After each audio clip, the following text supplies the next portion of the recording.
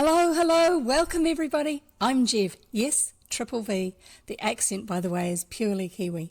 I read old stories for children, so we keep this a family-friendly channel by having bad word blockers, banning bots, and preventing spam. So that means new followers need to wait a few minutes before they can join in the chat. Since these stories are so old, they're now in the public domain, which means they are free to read for anyone and by anyone, the way many Christmas songs are. The digital versions I read are from Project Gutenberg, and you'll find the link for that below. The physical ones are just old books my family has lying around. Sometimes I'll even show them to you. These, by the way, are live reads. Think of them as bedtime stories rather than actual audiobooks.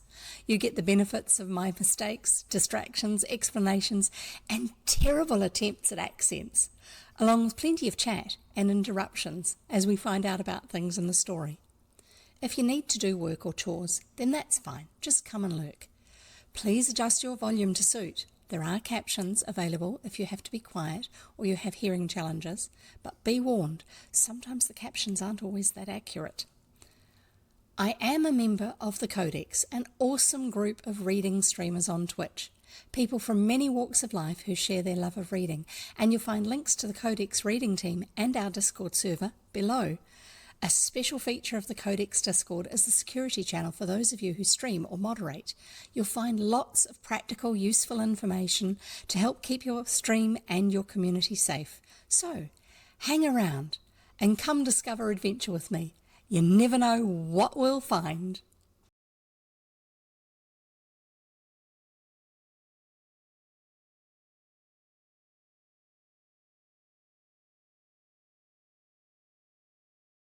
Last minute rush to get the hair in the place where it's meant to be. Now, why are my captions not working? They're meant to be. Hang on a minute. I'll just click on, oh, that's right. Captions, because I restarted the broadcast software a couple of times just because there were a couple of things I wanted to try out. So for those of you who are streamers and use OBS, and if, like me, you get annoyed because is it still not working? Oh, it's because I have to choose it first.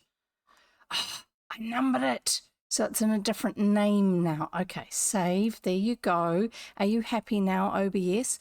Right. So if you, like me, you get annoyed because the audio mixer seems to jumble up the sequence for the actual sound bars to show you what's going on. This is assuming you use OBS. Wee tip. In your sources panel, the things that those are from, number them. From 0, 1 up to whatever, put that number at the very beginning of the name and then hit enter. So that becomes, you just hit the right click rename and then you do that. So you still have the name in there so you know what it's for, but you put a number in front of it, okay? Put the numbers in the sequence that you want them to show down in that panel. And remember, if that source is currently not live, like a video that you're not currently showing, then it's not going to show in the panel yet. But when it is live, it will show in numerical order from left to right, from the lowest number to the highest number, if you put the numbers at the beginning of those names. But to make that active, you need to close the OBS and then open it again after you first renumber them. So that's what I was doing, and then I was like, hang on a minute, where is it? Why is it not showing me the captions? That's because I renamed it, and so therefore the caption source no longer had Mike. It had 01-Mike, and I had to go and choose it instead of it being automatically already chosen. Anyway, enough of that. Hi, how you doing? Let's run through some quick tips before I actually get on to a little bit more about what we're here for. So we'll give you some tip numbers first. I'm just going to turn off the chat bubbles so I can see what I'm doing. Chat bubbles, that's that one there, just so I can find it again. Right, so tip number 1, if you haven't been here before, is make sure you have something to drink handy, preferably something you enjoy. So for me, today I have a freshly made hot coffee. And yes, It is. Yum.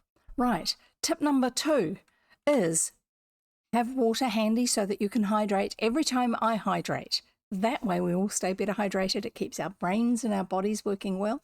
If you're doing lots of talking or singing or anything else that you use your voice for, your vocal cords will love you for staying well hydrated.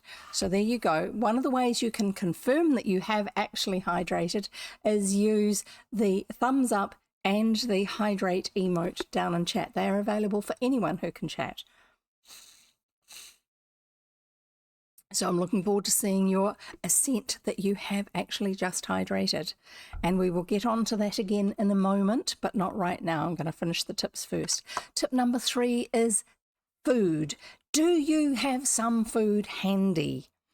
Is it a meal? Have you just had one? In which case you won't need to actually have some ready to go. Is it snacks? I don't know. Depends on the time of day wherever you are. For me, it's afternoon tea time, therefore it's snack time, of course. So here is your food ASMR with Jev moment. What have we got today in the ASMR department? Here you go. That's it. It's all over. Licorice all sorts. No, not licorice all sorts, just licorice pieces. So there you go. I'm pulling some out so that I don't have to keep rattling the bag. And put the rest back into their tip jar, which one day I'll put behind me so you can see it again. But I don't need to at the moment. So, have you got snacks handy? Yes, Goriki has actually used the snacks emote as well. So he's given me the thumbs up that he has hydrated. He's also used the hydration emote and he's also used the snack emote. So you are most welcome to let me know. And you can also tell us what you're eating today. We don't mind. In fact, we quite like a little bit of food every now and then. Just in case you were wondering. Right, from there we go to tip number 4, which is get comfortable. Now, get comfortable might be like me, where you're putting extra layers on to stay warm, because I'm in the southern hemisphere and it's winter at the moment. It might, a rug, whatever that you need to keep warm. It might be taking some layers off, but it's got to be appropriate for who you are and where you are at the moment. If you're in the privacy of your own home, great, go for it, whatever suits you and isn't going to get you into trouble with anybody. But don't let us know if it's something that's inappropriate for being out in public. We don't really need that sort of information around here. But get yourself comfortable, cool down. Find something to fidget with, like a popper toy, you know, one of those pop these things, or a plushie. I've still got the goat here. There you go. Or a nice soft plushie that can just keep you company while you're listening.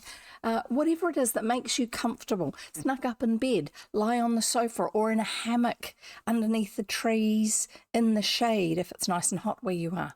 But get comfortable so you can enjoy yourself. Tip number 5 is have something to write with and something to write on. So for me today, that means, thank you for doing that, Goriki. It looks like it keeps on changing.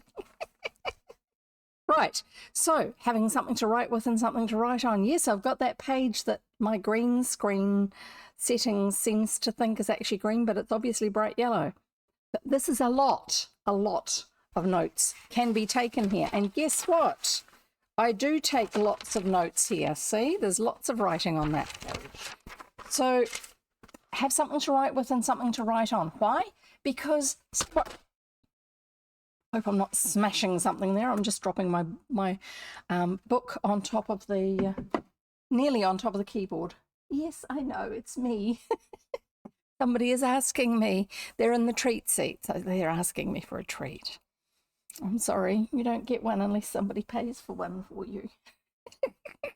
Anyway, so have something to write with and something to write on, because we will cover lots of different things, and there may just be something that comes up that you don't know what it is. There may be an object or a tool or something like that that gets mentioned in the story. And if you don't know what it is, you can ask. But write it down so that you can ask over in the Discord server.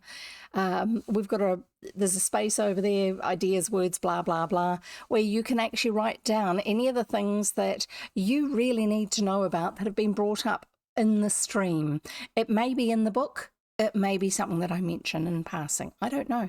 Or a word that comes up that you don't know. Now, this is not for you to be sneaky and go, I know what this is, but I bet everybody else doesn't, and then make that submission. No, no, no, no, no, no. Some of us pretend to be mind readers, and we can usually tell if you're faking it.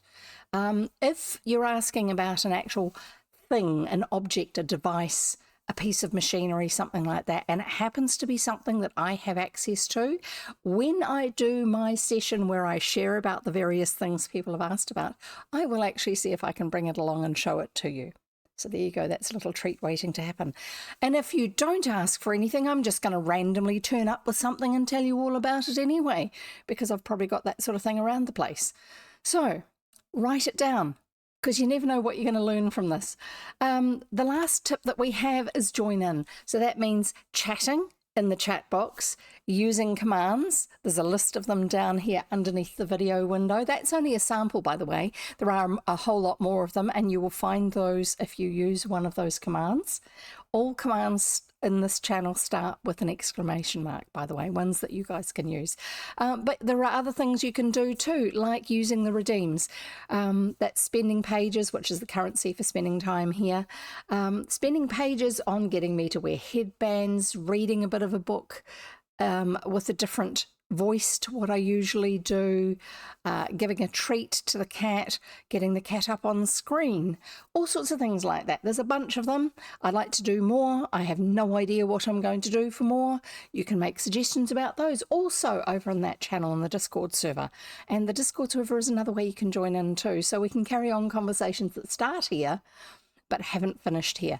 And by the way, this will be going on to YouTube afterwards, not straight away, but within a few days, because I've decided I've had enough of not having any videos going up onto YouTube anymore. So, and I'm not going to make it hard on myself and try and do all the edits before I put them up. I'm just going to transfer them over from Twitch because there's an automatic handler for doing that. It takes a while, but it still works.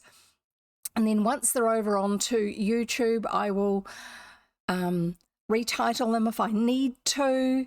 Yeah, no edits is the way. So they're basically the VOD as it is here. And anyone who watches them can actually write down what times certain things happen. Yeah, if there's anything really weird goes on that's inappropriate, I will not be putting that over there. I will actually be editing that out. But what I will say is that if you do watch any of these on YouTube and you notice when I start reading, write that time down in the comments box underneath. Also, where I change chapters, but in the book, if I go from chapter 3 to chapter 4, write down what time that is, because some people like to be able to start at certain points in a video. I'm not going to be editing off all of this blether at the beginning of my stream, because part of what we do here is we chat about stuff. So that's going to be included, okay? So that's another way you can join in, is joining in over on YouTube. Yay! And there will be some people who will rediscover that I have actually got videos going up onto YouTube again, and they're going to be all excited because they've been quite disappointed, and they're not Twitch people, so they don't really quite know what to do with coming over to Twitch to watch when I'm live. But it is a way for them to be able to catch up with stories. And all the ones I already know actually are familiar with the fact that we chat about things. This is not audiobook style. This is bedtime story style. Mum, what does that mean? All that sort of stuff, you know. I'm hungry. All the sort of things that go on in real life, because that's what it is. It's real people enjoying stories from long ago. So there you go. Those are the tips. And don't forget to go and find me over on YouTube and subscribe, because then you'll know when I actually do go live over there. Not go live, when I do put a video up over there. And yes, do feel free to contribute by actually adding in things like timestamps in the comments. It's a great way for people to be able to find their way around in whatever it is that's going on over there. YouTube playlists of my previous reads are here. Yes, exactly. Thank you, Goreki. He's actually shared the link. You can't click on this one that's on screen to be able to get to it. But if you are watching while I'm live, or if you're watching the VOD on YouTube, there is a chat box on you. YouTube. On Twitch, if you are watching this live on Twitch or the VOD on Twitch, that's the video on demand, you know, the recording, there is a link in the chat box that you can actually interact with. You can click on it and it will take you there. Or you can at least copy it and paste it into your browser window. So there you go. You can subscribe over there as well. Yay. Pleasant, appropriate comments over there only, please. I don't put them as set that they are videos created for children, just because then nobody can comment on anything. And I want people to, like we do here, form a little bit of conversation. It doesn't have to be discussion or argument or analysing things, none of that serious stuff. We're not about too serious around here, really, because there's enough of that going on in real life. Thank you very much. Not necessary.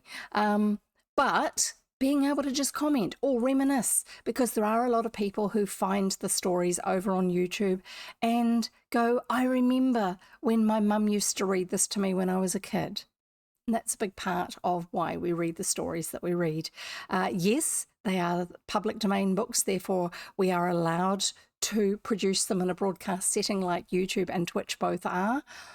But the starting point for me was remembering fun stories from when I was a kid, either ones I had read to me or ones I read for myself.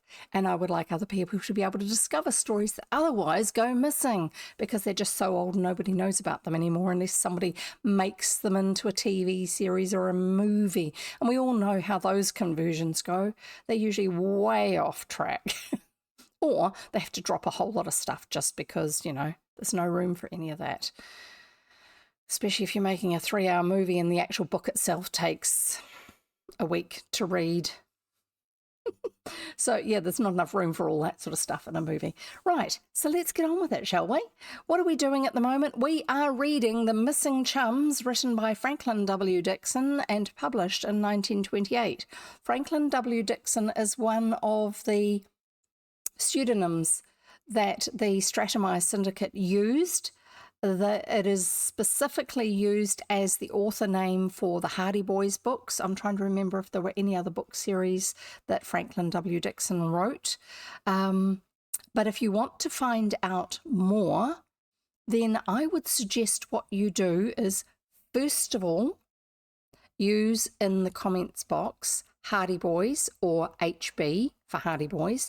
That will actually initiate a command string where you can put in the next command because it's written at the end of that little comment that gives you a link that you can also click on. So click on the link that's in the comment, find out about that sort of stuff. You know, open it as an extra browser window and read it later on if you want to still be listening to me. But there will be, at the end of each of those little comments, there will be another little command with an exclamation mark with a word or some letters that you put in. You type those in chat, just like the HB that you originally put into chat, and that will give you another little bit of information and another link, and you can follow that one up.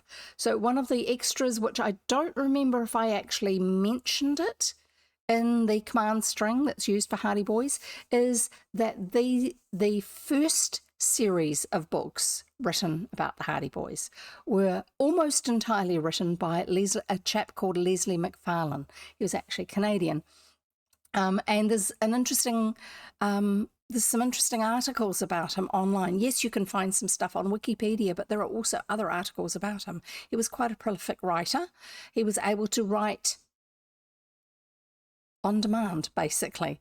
And there are some authors who can do that, where they don't need to be highly acknowledged and all this sort of stuff. They just have a framework of what they're going to write about. They sit down, they write it, job done. I think there's probably a bunch of authors who are trying too hard these days to be arty authors when they should just be jobbing authors, where they just do the job. I do have a couple of author friends who they come across in some ways as slightly arty authors, but in actual fact, they just sit down and do the job. In fact, I know 3 authors like that. They will get an idea, they'll write down some notes about it, and then they'll start writing. And when it starts getting stuck, they'll have another look at it or step back and do something else, and then they come back to it. They'll share it with their alpha readers, which are the first initial people that they have that they trust, who can say, not quite sure how this is going to work out, because this is a bit weird, because what happens as an author, you have the whole, not the whole story, you have an idea in your head and where it's going to go, and you don't realize there's a great big chasm in front of your main character there, because in your mind, you've got this going on here, and then you can see what's going on up there, but the reader doesn't know that. And if you suddenly leap over to the other side of the chasm in your story, metaphorical chasm, there's a lot of readers that are just going to go, huh, what happened? Whereas in your mind, you've already got it all sorted out, when in actual fact, it might be something that needs to be there. So they will send things off to their alpha readers, who will read it through and say, yeah, no, just no, don't do that. That's no good. Or, I like the sound of where this is going. Please write more. And those sort of comments. And then they'll be able to, usually that gives them a fresh start on the next stage, and they'll sit down and they'll write some more. I've got friends who are writing 2 or 3 books a year, and they are publishing them, and they are being sold. They'd like to be selling a few more of them. Yes. And they actually are very good authors. They are all of them. Some of them are self-published, but have their own publishing brand, which is good. It's a good way for systems to cope. But they actually are getting them edited properly and all that sort of stuff. So it's not like, oh, yeah, but it's not got a big publishing house behind it. It's not going to be any good. Because honestly, have you actually looked at some of the drivel that comes out of the big publishing houses and how badly edited some of those are? A lot of it, they rely on the authors to do almost all the work now, and they just take a hefty cut. The authors don't get very much from the big publishing houses anymore. So authors who are seeking a contract with a really big publishing house, they're giving away the opportunity for them to be the decider of how their career goes. It's not the golden heyday of big name publishers anymore. Not really. So, yeah, if anyone wants to know about books written by adults for adults, not about specifically adult themes, you know, like not icky, some of them are murder mysteries and things like that, but I mean, not other sorts of adult themes specifically, yeah, let me know sometime, and I can actually give you the names of some authors that I actually think are quite good authors that you can read if you're into that style of book.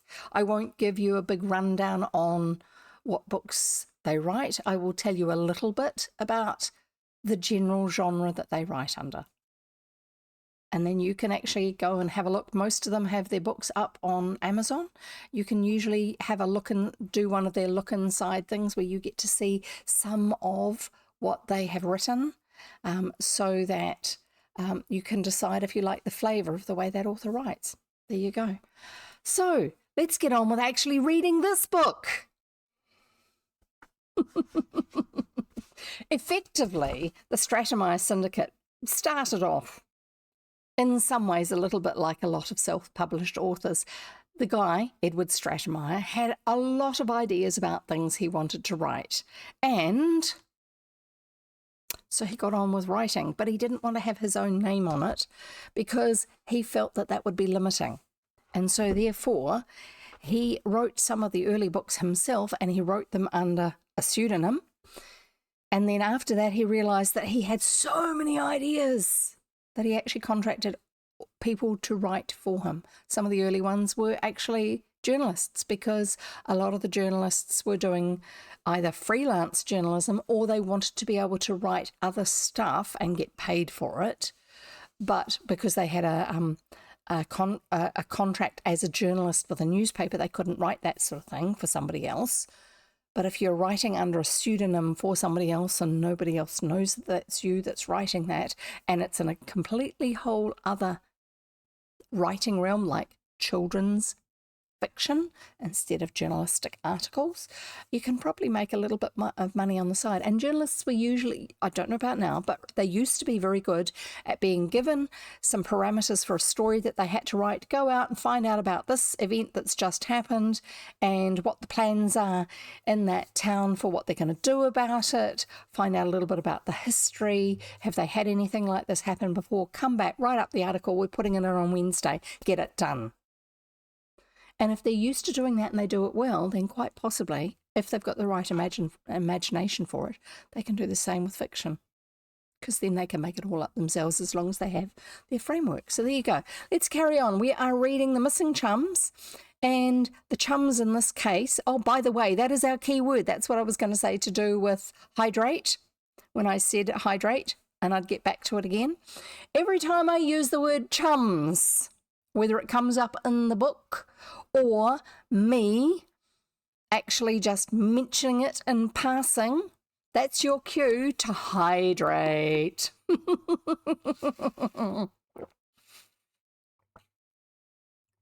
There you go.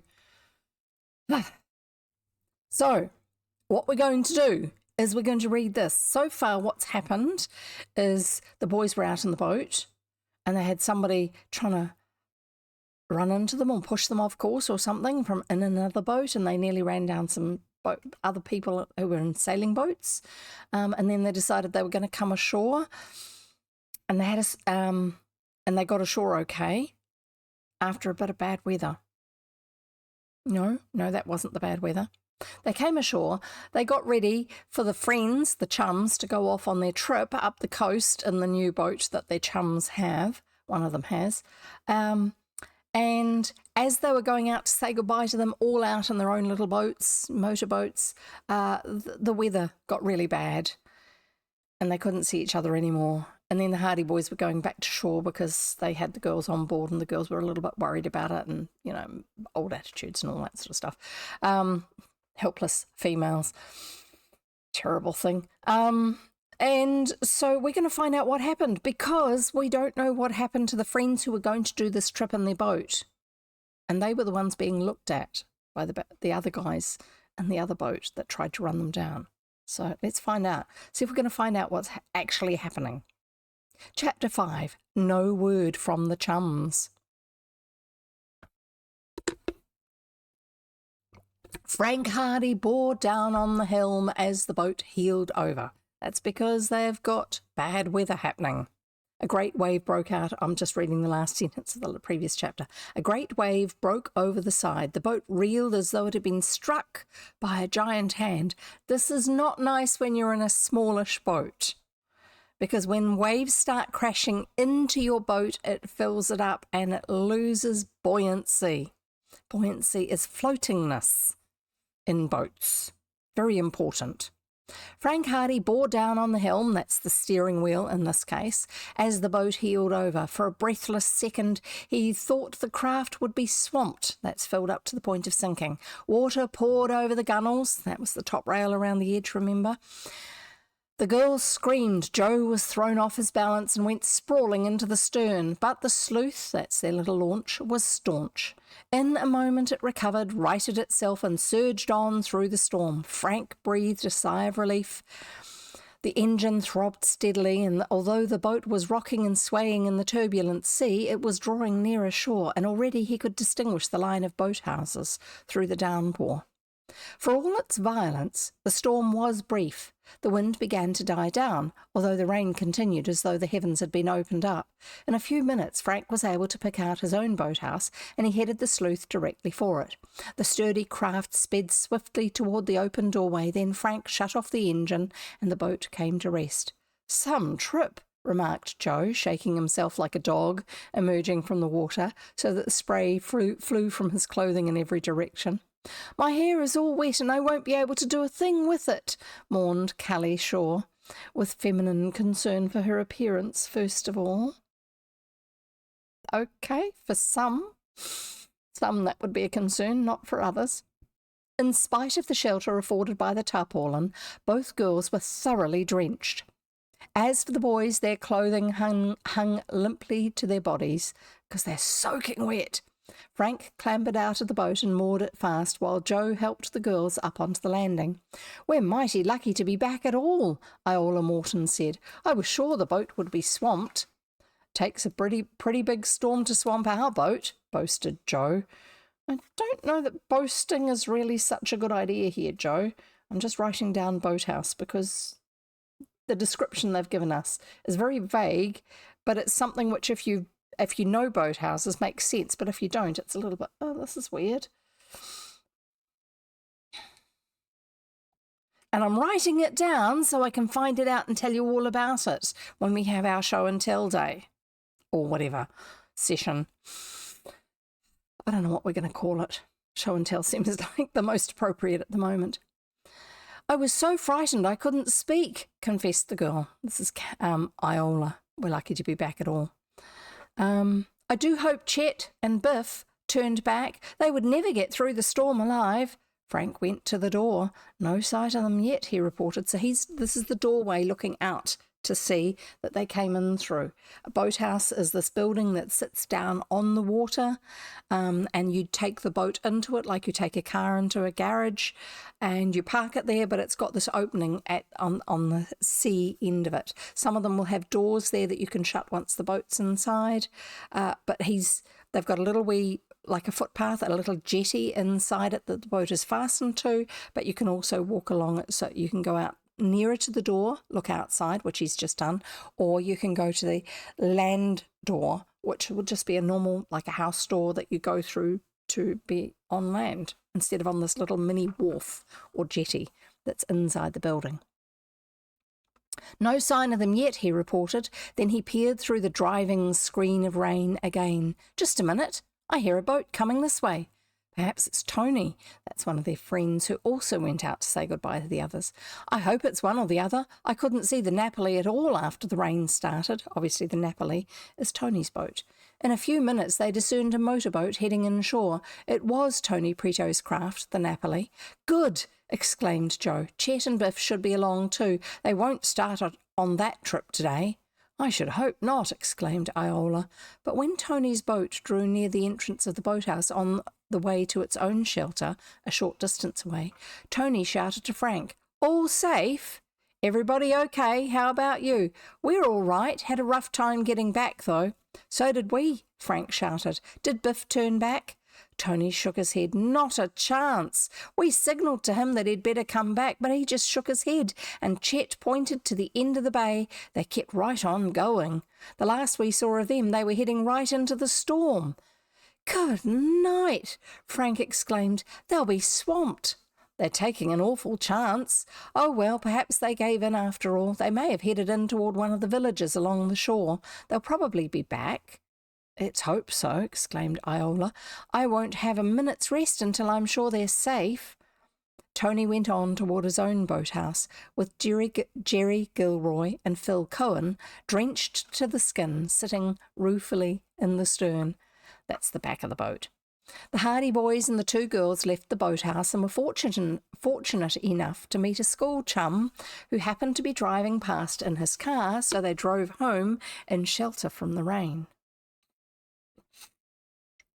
That was a big word in those days, obviously.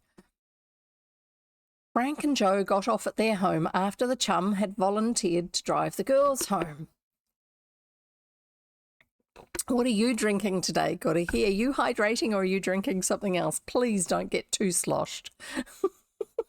And I'll make it snappy too, he promised, with driving the girls home. "I guess you're in a hurry to get into dry clothes." "I feel like a drowned rat," declared Callie, "and I suppose I look like one too." After the others drove away, the Hardy boys went into the house and made a complete change of clothes, so that 15 minutes later, in dry garments, they were feeling at peace with the world. It's quite pleasant to finally get rid of the really wet stuff you've been wearing when you're in the boat on the sea, some of it from waves splashing, some of it from torrential rain, and then you can walk into a stable building where it's not rocking because it's a house. You go and you get yourself dry and get clean, warm clothes on. You dry your hair and you sit there, and if it's winter, you have the fire going and it's like... It's really nice when you can do that. Goriki's drinking water, by the way. Yeah, it's a good move.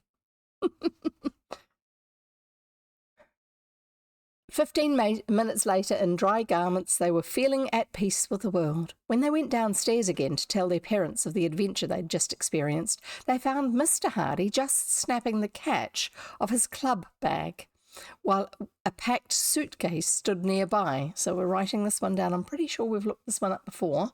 Club bag.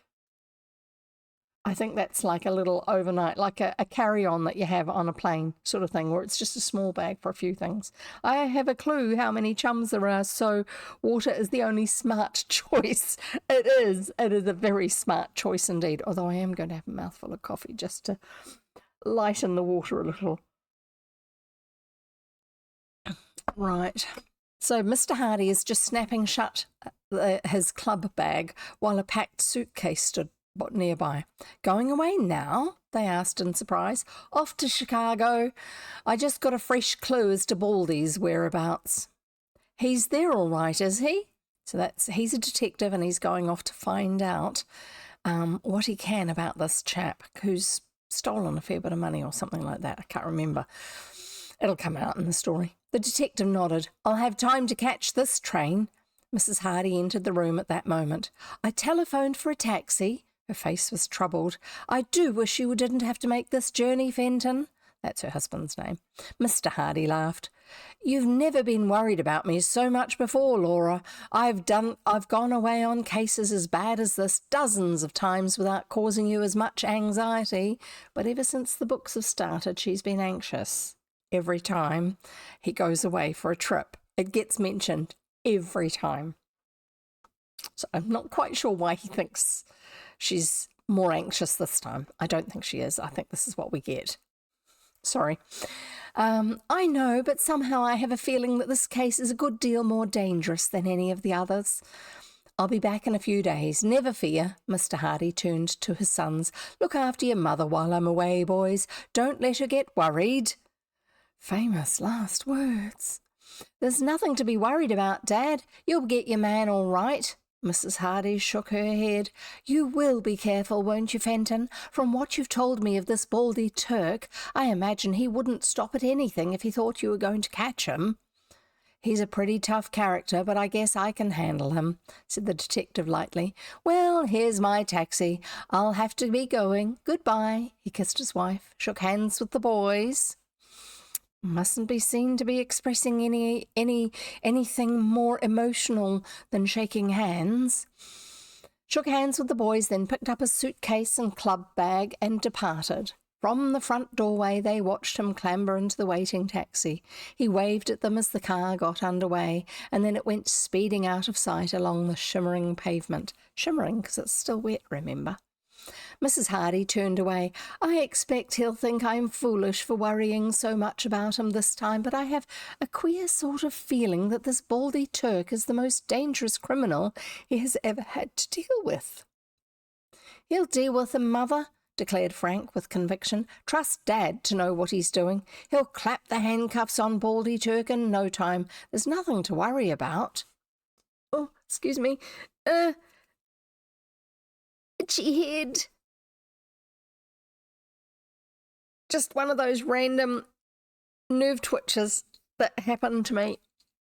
If you have a friend or loved one who is on the spectrum, don't get upset with them if they suddenly have to rub their skin or itch or something in any way. They're trying to silence the nerves because otherwise they can't think clearly. Yeah, let's carry on. I hope you're right, she replied. Still, I can't help but be anxious. With that, she let the matter drop, and her fears for Fenton Hardy's safety were not expressed again, although the boys knew that anxiety still weighed heavily on her mind. By evening, however, she appeared to be in better spirits, and the boys did their best to amuse her and make her forget their father's absence and his perilous errand.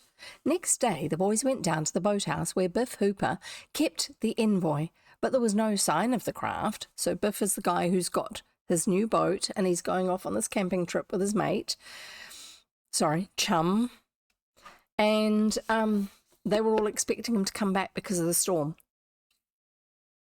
The storm of the previous day had lasted well into the afternoon, and there had been no doubt in their minds but that Chet and Biff had set back for Bayport. But the absence of the motorboat indicated otherwise. "Let's go up to Morton's farm and see if they did come back," Frank suggested. "Where would the boat be if they came back then?"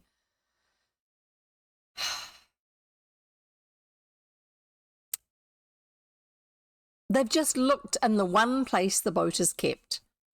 Why they would be going to the farm to find out if the boys came back? I'm sorry. Logic is not sometimes not a strong suit.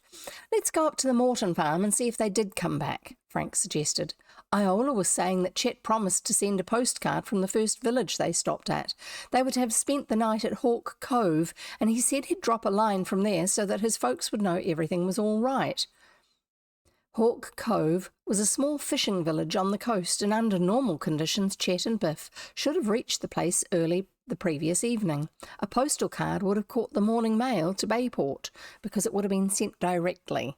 Back in those days, post offices bundled up their mail and sent it on to the next place as soon, once the time was up. And it didn't go off to some major central sorting centre on the other side of the state before coming back to your place. "Let's go then," Frank said. "If they went on to Hawk Cove and wrote from there, we'll know that everything's all right." "I'm with you," said Joe. The Hardy boys brought their motorcycles out of the shed and drove off towards the Morton farm. They made speed on the run because both were anxious to learn if anything had been heard of their chums. But when they reached the farmhouse and saw Iola's worried face as she greeted them at the door, they knew without being told that not a word had been received from Chet. Oh dear. "They didn't turn back," said Iola, almost tearfully. "We waited all afternoon and evening expecting Chet back again. But he didn't come. They must have gone straight ahead into the storm." "Did the postcard come? Asked Joe. She shook her head. "We haven't heard from him at all, and Chet promised faithfully he'd write to us from Hawk Cove. The card should have been in the morning mail. Chet always keeps his promises. I'm so afraid something dreadful has happened." "Oh, and thank you for the follow. That's appreciated." "Oh, there is no need to be alarmed," consoled Frank. "Perhaps the storm delayed them so that they didn't reach Hawk Cove until it was too late to catch the mail. Or perhaps they stopped off at one of the other fishing villages down at the entrance to the bay. A dozen things might have happened. You'll probably hear from him tomorrow, or tonight, perhaps." "That storm was too terrible," declared the girl. "They should never have gone on. They should have turned back when the rest of us did." "I guess they didn't want to turn back once they'd started," ventured Joe. "Biff doesn't like to admit he's licked." "Neither does Chet," the girl replied. "They're both headstrong, and I guess they'd thought we'd make fun of them if they had to come back to Bayport and start over again." "Well, we'll be back tomorrow. I'm sure you'll hear from him by then," said Frank reassuringly. "And if we hear anything, we'll let you know." "Please do." The Hardy boys walked back to their motorcycles. When they were out of hearing, Frank remarked in a low voice, "I don't like the looks of this at all. I'm beginning to think something has happened." And that's the end of the chapter. The next chapter, which I shall be reading very shortly, is chapter 6, and it's called Missing, of course. Oh my goodness. So what do you think's happening?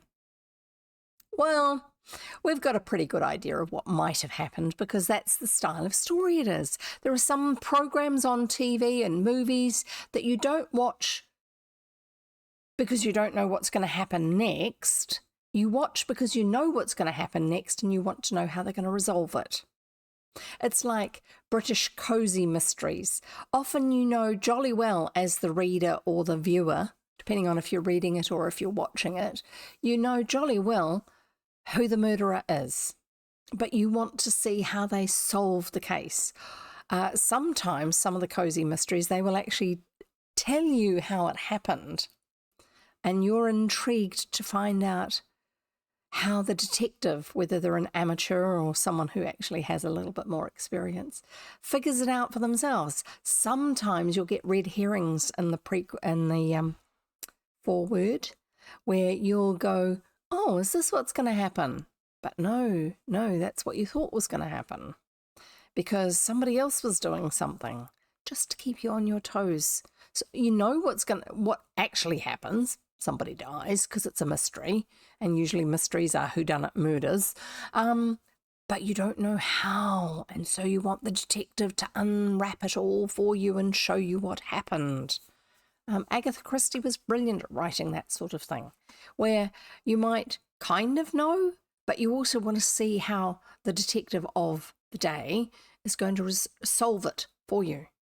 So, don't forget to write down any words or things that come up in the story that you don't know what they are. Okay, and then I will be doing either a full stream or a section of a stream day where if it's something I have that I can show it to you, I will do so and explain it. If it's something I know about and I don't have an actual object to show you, I will try and find pictures online to explain it. There's a lot of stuff that I'm aware that I'm familiar with that a lot of people aren't. But if it's words that are unfamiliar, write them down so that we can find out about them together. There you go.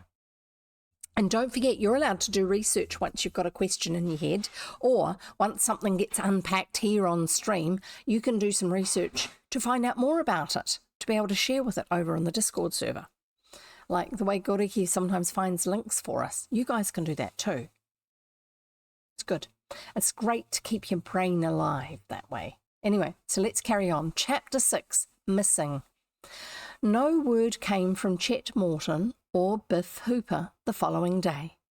Although the parents of the chums tried to allay their fears by assuming that the lads had not stopped off at Hawk Cove. I'm doing it every time, but I'm not counting it. I hope you're counting it. At the moment, we have a keyword. Every time that keyword comes up in the story or I mention it, you have to hydrate. Have a drink of something else, but preferably hydrate. And the word for today is chum. Actually, I should have it up on screen. It's that word there. Right. They tried to allay their fears by assuming that the lads had not stopped off at Hawk Cove. Yes, chum, also known as friend. Well done.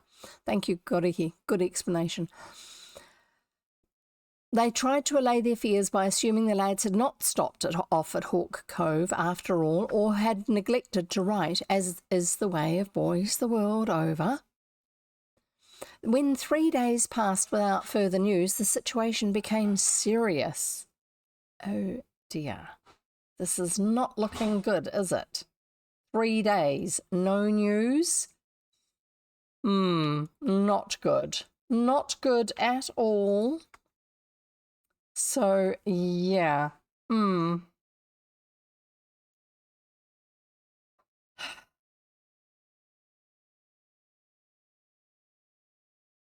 anticipation, which is what you expect from this sort of story. So let's carry on and enjoy the anticipation. When 3 days passed without further news, the situation became serious. They were wrecked in that storm, I know it, declared Iola Morton with conviction. When the Hardy boys called at the farmhouse on the 3rd day, Mother is almost frantic and Daddy doesn't know what to do. It isn't like Chet to make us wait this long for some word of where he is, particularly when he knows we'll be anxious. The Hoopers are terribly worried about Biff, Joe put in. We went over there last night to see if they'd heard anything. Mr. Hooper had telephoned to nearly all the fishing villages up the coast, but none of them had seen anything of the boat. Iola turned pale. They hadn't seen the boat at all? Frank shook his head.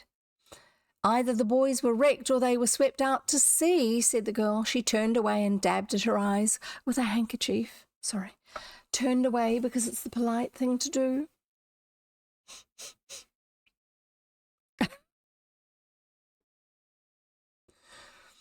She was on the verge of breaking down. Oh, can't something be done to find a trace of them? It's time we were getting busy, Frank agreed. I think we'd better organise a searching party. With the motorboats? Asked Joe. Yes, we can take our boat. Perhaps Tony Preto will be able to come along with the Napoli, and we'll get the rest of the fellows. We can cruise along the bay and up the coast, and perhaps we'll find some trace. Now, just a wee bit of background. Barmet Bay, which is where the town is based, the town is at the back of the bay. And then the bay comes round, it's about 3 miles across from the town out towards the open ocean. And there's some islands and bits and pieces. And there are little villages, little tiny settlements of houses along the shore there because people go out fishing and all this sort of stuff. Obviously, that's the way they were making a living still at that stage. And then there's rocky headlands at each end. And then there's coastline up and down, sort of northeast and southwest sort of thing. It's totally fictional, but it could actually be based on several different real life places that look like that. So there's people who've drawn pictures where it looks like a round bay with a tiny little opening for where you come into the bay from out in the ocean, except that in the story it talks about freight coming into the town because the town is used as a landing place for freight coming in and going out of the country. And so it's more likely to be like some parts of, I think it's the Connecticut coast, where you have a coast here and then you have a string of islands further out to sea, and that forms what is locally known as the bay, because there's a few other islands at each side of that between the outer string of islands and the actual main shore. And so it keeps it reasonably enclosed feeling, which is what people think of when they're thinking of a bay. And to me, that living by the sea, that kind of makes sense, rather than it being somewhere as enclosed as where I live. Because we have a big island out in front of us, and we've got a peninsula that runs east-west, and we've got a peninsula that runs north-south, and then the island closes it in. So there's a little opening at the top and at the bottom sort of thing, one over to the east and one down to the south. And that's not where you would send freight ships. Honestly, you don't do freight into that sort of fully enclosed space. That's why, to me, as someone who has a bit to do with boats, it makes more sense, the other one, looking at what the actual projected coastline is in the general area of where the real place is that has a similar name. So, but that's why they're talking about stopping off at the fishing villages along the way and going up the coast. We can cruise along the bay and up the coast, and perhaps we'll find some trace of them. Will you do that? Asked Iola, brightening up. Oh, if only you will. At least we'll know that someone is searching for them. I've been thinking that possibly their boat got wrecked and they were washed up on an island or some part of the coast a long way from any village, Frank observed. I don't think they've been drowned. They're both good swimmers, and it would take a lot to kill either of them. Not really the sort of thing you tell girls back in the day.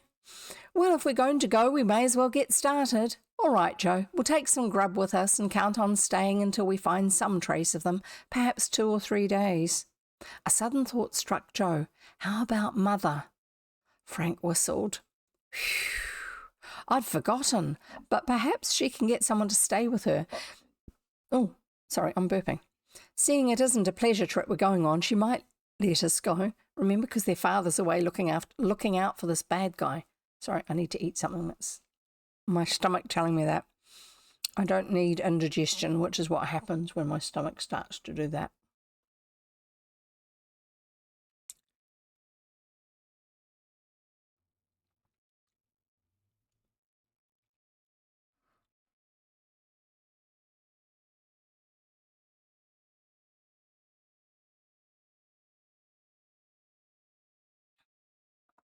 Carrying on. Oh, I do hope she does, exclaimed Iola. As long as we know you boys are out searching for Chet and Biff, we'll be a lot easier in our minds. Well, let's go back home and see what arrangements we can make, Frank said briskly. The sooner we get away, the better. The lads mounted their motorcycles and turned towards the city. The idea of organising a searching party for the missing chums had occurred to Frank previously, but he had been waiting, hoping against hope, that some word might be received regarding the 2 boys. The fact that Mrs. Hardy would be left alone at home had been the one circumstance that had prevented him from starting out in search of the chums before this, but now the situation seemed to warrant action at all costs. Is anyone counting? If Mother is afraid to stay at home alone, I guess the trip is off, he said to Joe.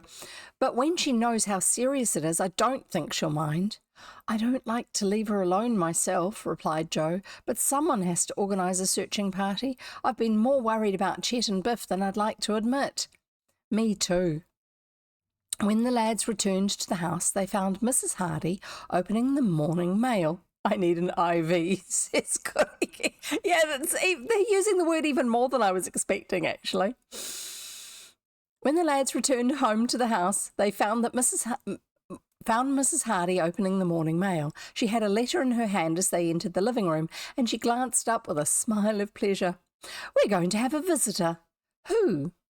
Your Aunt Gertrude. Frank glanced at his brother. Well did they know their Aunt Gertrude. She was a maiden lady of middle age who spent the greater part of her life in a sort of grand circuit series of visits to all her relatives far and near. Aunt Gertrude had no fixed place of abode.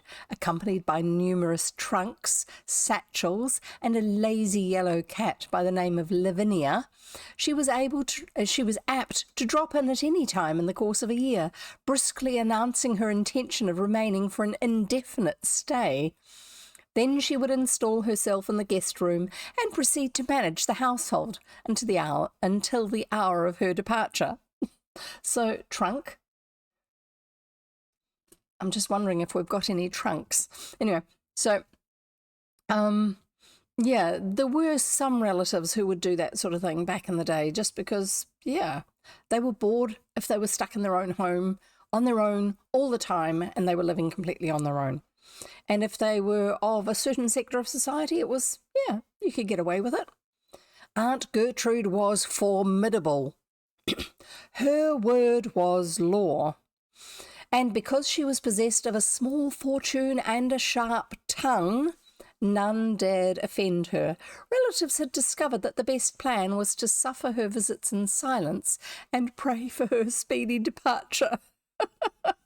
Now she was coming to visit the Hardys, although Mother seems quite pleased about it. Aunt Gertrude is coming? Isn't that great? Exclaimed Joe. Mrs. Hardy looked at her son suspiciously. The Hardy boys had never been known to evince much enthusiasm over Aunt Gertrude's visits before. The worthy lady had a habit of regarding them as though they were still in swaddling clothes, and she invariably showed a tendency to dictate as to their food, their hours of rising and going to bed, their companions, and their choice of literature. Many a Sunday afternoon she had thrust on them a weighty volume of Pilgrim's Progress and sat guard over them as they miserably strove to pretend an interest in the allegorical adventures of Bunyan's hero. Have you got a great aunt like this, or an aunt like this? I didn't think you cared for Aunt Gertrude, ventured Mrs. Hardy when she saw that both Frank and Joe were beaming with satisfaction. When will she be here? This afternoon, according to her letter. She never gives one a great deal of notice. She couldn't have come at a better time. For once in her life, Aunt Gertrude will be useful, Frank declared. And with that, he told his mother of their desire to organise a searching party for the missing chums. Mrs. Hardy had been deeply concerned over Chet and Biff since their departure from Bayport, and now she agreed that a search should indeed be conducted. Oh dear. So at least she understands their worry. She's happy for them to go because it's actually contributing towards the welfare of these other boys. Whose aunt is she? Is she actually the mother's aunt? I would think that she's the boy's great aunt. We don't know yet. Maybe it's going to come out later on. And now that Aunt Gertrude is coming, you won't be afraid to stay here alone, Joe pointed out. Mrs. Hardy smiled. And you'll leave me here all alone to the mercies of that managing woman? There's not much use having us all here. Aunt Gertrude will run things anyway, whether there's 3 of us or 100. Yes, I suppose so. Well, I shan't be afraid to stay here as long as Aunt Gertrude is in the house. I imagine any burglar would rather deal with a vicious bulldog. Go ahead on your trip. When do you intend to start? As soon as we can see Tony Preto and the rest of the boys. We want to make a real searching party of it. By the way, when will Aunt Gertrude arrive? On the 4 o'clock train, I expect. Then we'll leave about 3 o'clock, declared Frank with a grin, for the boys' dislike of their tyrannical aunt was no secret in the Hardy household. No wonder she was a bit surprised at their excitement with her coming. Mrs. Hardy smiled reprovingly, and the lads hustled away in search of Tony and the other boys. Tony Preto was afire with enthusiasm when they broached the subject to him. A few words with Mr. Preto, and he obtained permission to have the use of the Napoli for as long as would be necessary. Now, technically, the Napoli was his dad's boat. I don't know if it still is or if it's now Tony's, but that's the first boat we actually had the boys having much experience of before they got their own one. In the very first book, it was, I'm pretty sure. Anyway.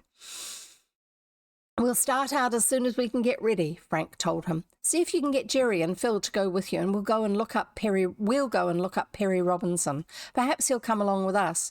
We don't want to lose any time. Perry Robinson, more familiarly known as Slim, readily agreed to accompany the boys on the search. You bet I'll go, he declared. When do we start? 3 o'clock if we can be ready by then. Meet us up at the boathouse and bring along some grub. I'll be there, promised Slim.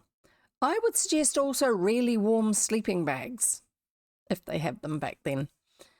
The Hardy boys carried blankets and a small tent down to the boat and stowed them away. Then came cooking utensils and a supply of food sufficient to last them for several days. Extra fuel? They would, of course, be able to get supplies at the fishing villages along the coast, but as they had no idea where their search would lead them, they were determined to take no chances. Very smart. Always have backup supplies. Thank goodness we'll be away from here before Aunt Gertrude arrives, chuckled Frank as the boys were putting on their outing clothes at 2 o'clock that afternoon. She'll be madder than a wet hen when she finds we've escaped her. If there's anything she likes better than bossing us around and showing us our faults, I don't know what it is. Alas, for the best laid plans. Of course! Aunt Gertrude must have had some premonition of the truth.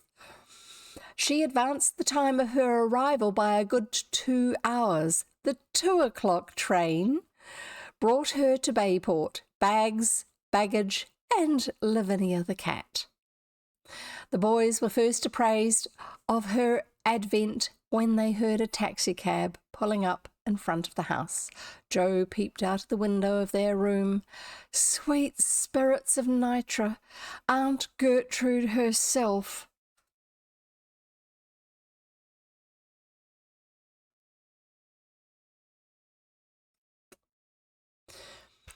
No. Yes. Let me see. Frank rushed to the window in time to see Aunt Gertrude attired in voluminous garments of a fashion dating back at least a decade, and it was a lot more obvious then, laboriously emerging from the taxi cab. I'm not quite sure what the difference is between bags and baggage, but I think baggage was things like trunks. Not sure. She was a large woman with a strident voice, and the Hardy boys could hear her vigorously disputing the amount of the fare. This was a matter of principle with Aunt Gertrude, who always argued with taxi drivers as a matter of course, it being her firm conviction that they were unanimously in a conspiracy to overcharge her and defraud her at all times. With Lavinia under one arm and a huge umbrella under the other, Aunt Gertrude withered the taxi-cab driver with a fiery denunciation, and when he helplessly pointed to the meter and declared that the figures did not lie, she dropped both cat and umbrella, rummaged about in the manifold recesses of her clothing for a very small purse, produced the exact amount of the fare in silver, counted it out, and handed it to the man with the air of one giving alms, like gifts to the poor. like you used to, give it to the beggars, the poor people. "And just for your impudence, you shan't have a tip," she announced. "Carry my bags up to the house." The driver gazed sadly at the silver in his hand, pocketed it, and clambered back into the cab. "Carry him up yourself," he advised, slamming the door. The taxi roared away down the street. Frank chuckled. "That's one on Aunt Gertrude, except they're going to have to move the bags for her." But Aunt Gertrude had no intention of carrying the bags up to the house. Suddenly she glared up at the window from which the two boys had been watching the scene. "You two boys up there," she shouted. "I see you. Don't think I can't see you. Come down here and carry up my bags. Hustle now." They hustled. And that's the end of the chapter. The next one's called Wreckage. Chapter 7. And I'm going to have some coffee. I don't know about you. Are you having something yummy to drink aside from your water? Your excessive today water? I do think that's a good idea, having a hot word for the stream. See what's happening.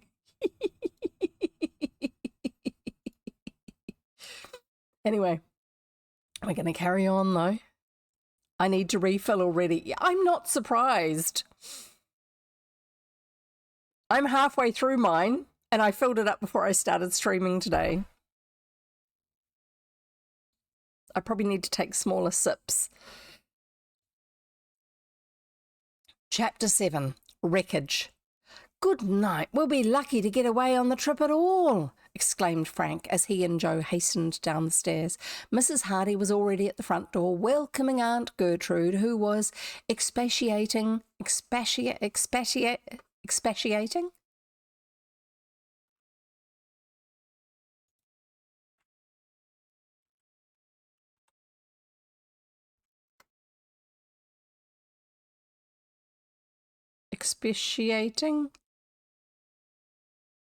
I don't know.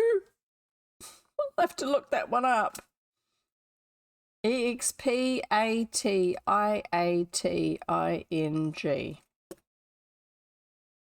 I always say it with an "ah" in my head. Expatiating on the wickedness of taxi drivers in general. "So," she ejaculated as the boys appeared, "standing up at the front window laughing at your great-aunt." I got it. Called it. "Instead of coming down and helping carry up her bags like little gentlemen. I am surprised at you." "We were just getting dressed, Aunt Gertrude," explained Frank meekly. "Getting dressed, eh?" snorted Aunt Gertrude, taking in their attire. "Getting dressed? What kind of an outfit do you call that?" She poked Joe in the ribs with her umbrella, indicating the faded khaki shirt he was wearing. "Speak up, boy. What kind of an outfit is that? No necktie, holes in your trousers, shoes not shined?" "We were just getting ready to go on a boat trip, Aunt Gertrude," Joe replied. "Boat trip? Boat trip? No, that settles it," declared Aunt Gertrude, coming into the house and banging the umbrella decisively on the floor by way of emphasis. "I shan't allow it. The very idea. Laura," she said, turning to Mrs. Hardy, "I'm surprised at you. Absolutely astonished. The very idea of letting these children go out in a boat." Joe whispered to Frank, "I hope this adventure is a murder mystery now." "It's likely to be if they have to stay home." Sorry, itchy eye. The very idea of letting these children go out in a boat. Don't you remember what happened to my cousin Peter? He went out in a boat, didn't he? And what happened? The boat upset. He might have drowned. He might have been drowned if the water had been deep enough. Thank goodness he was only a few feet from shore, but it only goes to show what can happen. If these boys go out in a boat, they'll be drowned. I can't permit them to be drowned. They shan't go on any boat trip. That settles it. She strode into the living room. "Boys, bring in my bags," she commanded. Mrs. Hardy smiled, for she was quite accustomed to the eccentricities of Aunt Gertrude, and the Hardy boys scuttled down the front steps for the baggage. "Do you think she means it?" whispered Joe. You got it right about Joe whispering. "Sure she means it, but we'll get out somehow. She'll rave for a while, but she'll forget all about it when she starts to show Mother how to run the house." The boys deposited Aunt Gertrude's luggage in the guest room, then went downstairs for inspection. So you got the main floor. Obviously, the bedrooms are up on the next floor. By this time, the old lady had taken off her coat and hat and was seated in the most comfortable chair, fanning herself with a newspaper. Some people have a particular technique for it. And I think it's meant to be summer too. Fanning herself with a newspaper. "Boat trip?" she was snorting, and as they entered the room. "Never heard of such a thing, letting little boys like that go out on a boat alone. If they were my boys, I wouldn't let them out of my sight. Up to some mischief, I'll be bound. They're going out to look for 2 chums of theirs who've been lost for 3 days, Mrs. Hardy explained. "And serve them right. I suppose they're out on a boat trip too. I knew it. And now they're lost. That's what happens when you let children out in boats. They get lost or drowned. And now you would let these 2 youngsters go out in a boat too. And I suppose in a few days some of their chums will have to go out on a boat to look for them. They'll get lost too. And then some more little boys will go out to look for them, and they'd get lost. By the end of the summer, there wouldn't be a boy left in Bayport. Not that it would be much of a loss," sniffed Aunt Gertrude, "but I hate to see people making fools of themselves." "Did you have a pleasant journey?" asked Mrs. Hardy, anxious to change the subject. "Did I ever have a pleasant journey?" countered Aunt Gertrude. "What with the rudeness of conductors and ticket sellers and baggage men and taxi drivers, there's no enjoyment in travelling nowadays, but I put 'em in their place. I know my rights and I insist on them." She glared ferociously about the room as though confronting a multitude of conductors, baggage men and taxi drivers awaiting judgment. "Now, boys, what are you staring at? Don't you know it's rude to be staring at people? Run away and play. I want to talk to your mother." "Run away and play. Shoo!" She's forgetting how old they are. She brandished the umbrella at them, and the Hardy boys left the room precipitately. That means in a hurry. Their mother excused herself for a moment and followed them into the hall. "Run," she said, smiling. "I'll take care of Aunt Gertrude. Run along while you have the chance." So she sees this as a bit of a fun challenge, I think. I think Mother's got a little bit of a sense of fun about her, which hopefully we're going to get to see a little bit more of. They kissed their mother goodbye and hastily departed, wondering how she was to explain their flight to the terrible Aunt Gertrude in view of that lady's melancholy predictions concerning their fate should they venture out in the boat. They found Slim Robinson waiting for them at the boathouse, and with many chuckles the boys told him of their escape from the tyrant who would have prevented their departure. "We'd better hurry or she'll be down here after us if she finds we've got away from her," declared Joe. "Tony and the other fellows are over in the other boathouse," Slim told them. "I think they're ready now." "All right, let's be going." Frank started the engine of the sleuth, and the motorboat moved slowly out into the open bay. He steered a course for the entrance of Preto's boathouse, where Tony and the others were waiting. As soon as Tony saw him, he started his own craft, and the Napoli nosed its way out abreast of them. That means alongside.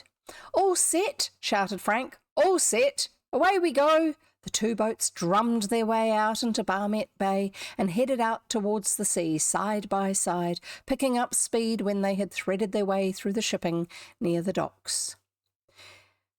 Told you there was shipping and docks. It was evening before they reached the first village on the coast after leaving the bay, and so they've gone around the coast of the bay and now they're heading along outside of the bay along the coast. So they're going to stop at the fishing village because the ones in the bay have already been checked by the locals and by phoning around. So now they're going to go in and have a look, I think. It was evening before they reached the first village on the coast after leaving the bay, and although they made numerous inquiries, they failed to find any trace of their chums. No one in the village had seen or heard a motorboat during the storm, although they readily admitted that the craft might have passed without being noticed, owing to the gloom and the violence of the gale. The chums spent the night at this village and resumed their journey the next morning, going further afield up the coast. Their progress was necessarily slow because there were numerous small villages and they stopped at them all to make inquiries. But in every case, the answer was the same. No motorboat answering to the description of the envoy had been seen. None of the fishermen had heard of the craft. It's 10 chances to 1 that It's 10 chances to 1 that they was wrecked in that storm, said an old fisherman at one of the villages, declared when they told him their story. Unless they were mighty lucky, they wouldn't get past Ragged Reef. They might get this far up the coast, but they'd never get past the reef. Where is that? Not far from here, up past the next point. Seems to me I heard one of the boys saying this morning that there was some wreckage on the reef yesterday. There's none of our boats missing from hereabout, so maybe it's them young fellas. The 2 motorboats thereupon started for Ragged Reef. Oh dear. The lads were downhearted. They had little hope that they would ever find their 2 companions alive. The words of the old fisherman struck terror into their hearts. When they rounded the point, they saw the black and ominous line of Ragged Reef before them. A jagged and irregular series of rocks jutting above the surface of the water in the form of a huge semicircle. This was the reef on which the envoy might have come to grief. Fortunately, the day was calm, so the searchers were able to venture more closely to the reef than they might have otherwise dared.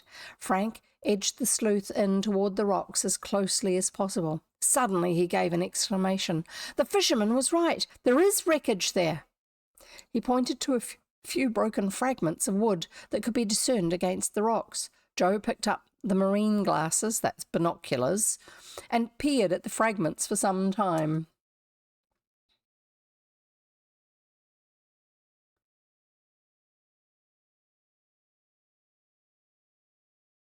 You've heard of opera glasses? These are marine glasses. And peered at the fragments for some time. It's wreckage of a boat of some kind, he declared gravely, lowering the glasses at last. But whether it's from the envoy or not, I couldn't say. Slim also looked through the glasses. He was able to see more fragments of wreckage further along the reef. Some boat has been battered to pieces along here. There isn't enough wreckage left to tell whether it was a motorboat or a sailing vessel. He scrutinized the mainland. Nothing there, he announced finally. Not a sign of life, nor wreckage either. It's all on the reef. So interested had the boys been in the fragments of broken wood on the jagged rocks that they had not noticed that the motorboat was edging in closer to the reef. There was a strong current at this point, and unnoticed by the boys, the boat was being carried irresistibly forward. A warning shout from the lads in the Napoli told them of their danger. Frank had throttled down the engine so that the sleuth had been almost drifting. Now he sprang for the helm, conscious of the peril that had crept so insidiously upon them.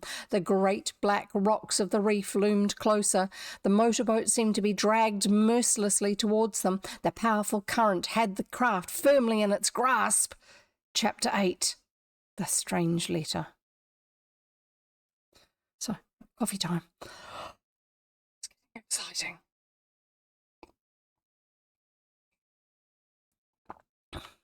exciting. Chapter 8 of The Missing Chums by Franklin W. Dixon, first published in 1928. The engine roared as Frank Hardy opened the throttle and bore down on the helm of the sleuth. The grip of the current about the reef was so strong that for a moment it seemed that the motorboat could not fight against it. Then slowly the craft swung about, seemed to remain motionless for a moment, and then began to forge ahead away from the reef. Fighting against the force of the current, the motorboat made slow progress. Still it was gaining ground. The boys waited tensely as the craft struggled out of danger. Gradually the sleuth drew away from the reef. Gradually the grip of the current relaxed. Frank cautiously nosed the boat over to the left and managed to get out of the current altogether. So just in case you're wondering, normally if you've got a reef, which means you've got a few rocks poking up. Not talking about coral reefs, because that's not the sort here. Where you've got a few rocks poking up, it's more like a solid wall down below the water, and so therefore a current won't push you into the rocks directly. It'll push you towards them and then alongside them. Although if the boat's moving hard enough and fast enough, it will actually bump you into them, especially if the wind is helping with it. But it sounds like these rocks are sticking up and the water is part way up the rocks, and so therefore the water is coming through between the rocks below where the level of the sea level is, and that's why it's actually a current that will push them directly onto the rocks. And also, like, if you've got the coast goes like this and the reef is here like this, and you have a current that normally runs up the coast, there's not a lot you can do about it. That's just what happens. Sometimes that sort of current will be an actual current, like it's like a river within the sea. Sometimes, though, it will be the tide. When the tide is going in, it goes in that direction. When it's going out, it goes in that direction, or whatever it is for the local conditions. So very much, usually it depends on having local knowledge or looking at charts, which are like maps for the sea, but they have information on them that talks about what the tide is like, where there are particular currents, what you have to watch out for dangers, all that sort of thing. So, yeah, not so much back in the day. They still had them, but people were a lot more casual about that sort of stuff back then. Not necessarily a good thing. Fighting against, where do we get to? Frank cautiously nosed the boat over to the left and managed to get out of the current altogether. The whole affair had occurred in a few seconds, but it had seemed an eternity to the boys in the boat and their chums in the other craft. It would only have been a matter of moments before they might have been swept swiftly down onto the treacherous reef.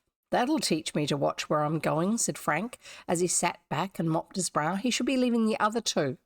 If he's driving the boat, he needs to be driving the boat, and leave the other two to do the searching." There was mighty near a lot more wreckage on that reef.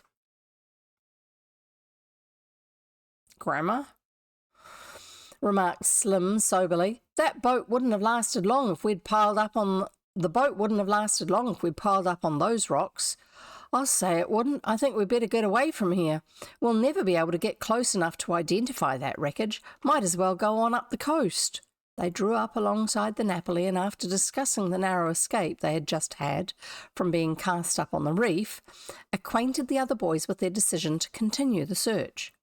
"There's no use trying to get closer to that wreckage," declared Frank. "It's all in small pieces, and we probably wouldn't be able to say whether it was from the Envoy or not if we did reach it. We may as well go on up the coast and keep making inquiries at other villages. Now, it's common for boats to have fairly conservative paint finishes on them. Like, you don't have, oh, well, that's Joe's car because it's the metallic purple car, when there's nobody else in your area that has metallic purple on their car, even if you don't know what sort of car it is. With boats, generally people used to have either varnished wood or white. So it's not like you can look at this the wreckage and go, "Oh, that banana yellow one, that definitely was their boat because they're the only banana yellow boat around." No, generally that doesn't happen. So this is why the guys are like, "Well, we don't know who it is, whose boat it is." So yeah, it's just the way it is. "We may as well go on up the coast and keep making inquiries at the other villages." This plan they followed, but to no avail. Their inquiries were fruitless. The Envoy, with Chet and Biff, seemed to have vanished into thin air. At none of the fishing villages were they able to find anyone who had seen or heard of the missing motorboat. As for the wreckage on the reef, but they can see the name on it and it says SS, "This is your friend's boat." If they could, then that would help.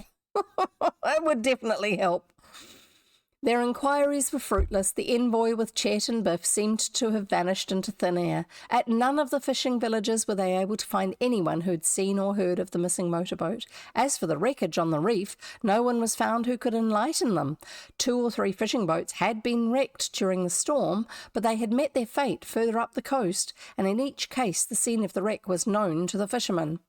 "It might have been your friend's boat, and it might have been only some old wreckage washed down the coast by the storm," said one keen-eyed salt. That's a seaman, boatman. "You'd best give up the search. If they're drowned, and that's all there is to it. If they're wrecked and manage to save themselves, they'll make their way to the nearest village, and they'll get home from there without any trouble. If you haven't found any trace of them by now, there isn't much use going any further, for they would never have got this far up the coast having been seen by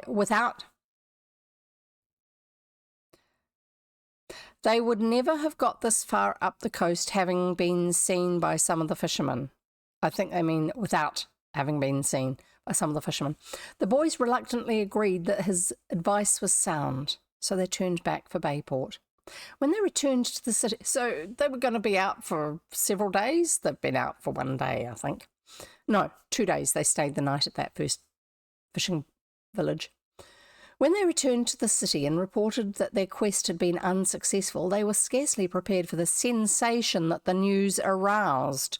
The Hoopers were frantic with anxiety as their last hopes were dashed. The Mortons were almost stunned. They had hoped against hope that the search would bring them at least some news of the missing boys. The local papers featured the story, and the city was aroused. In every village and town along the coast, to the north and the south, people were discussing the mysterious disappearance of the motorboat and its human freight.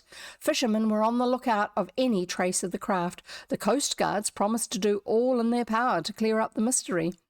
But when 3 days more went by and there was still not the slightest solution in sight, the opinion became general that the boat had been wrecked in the storm and had gone to the bottom. The 2 boys were given up for lost. The Hardy boys and their chums were gradually forced to the belief that Chet and Biff had perished.